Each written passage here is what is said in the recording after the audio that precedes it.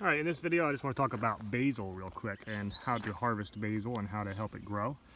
Here is a basil plant that has been forgotten amongst my tomatoes. Basil is great to grow with tomatoes.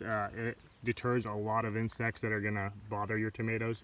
It's also said to improve flavor of your tomatoes nearby. So I like to grow it near my tomatoes.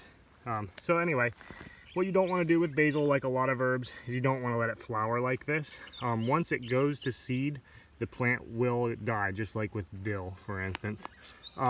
So you want to keep this trimmed often, harvest weekly ideally, and this one should have been harvested.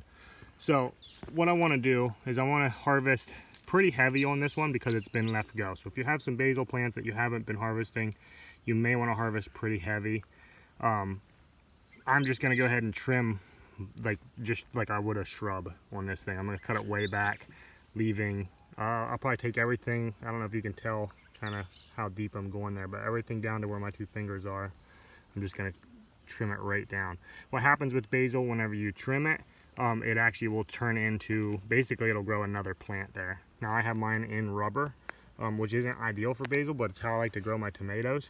So it's not gonna be able to spread out here too much, which is fine because I've got other co-crops and tomatoes here. But anyway, so you want to trim this pretty heavy. From that stage on, you want to harvest weekly. And let me just see if I can pull out a stem.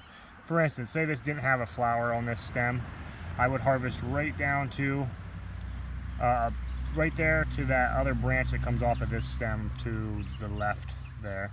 I would leave that branch and take everything from here up. And that allows it a way to collect sunlight and continue to grow and branch out. So I would harvest all the branches down like that, let it grow a week, do the same thing again, and just keep harvesting. So harvest your basil heavy and enjoy.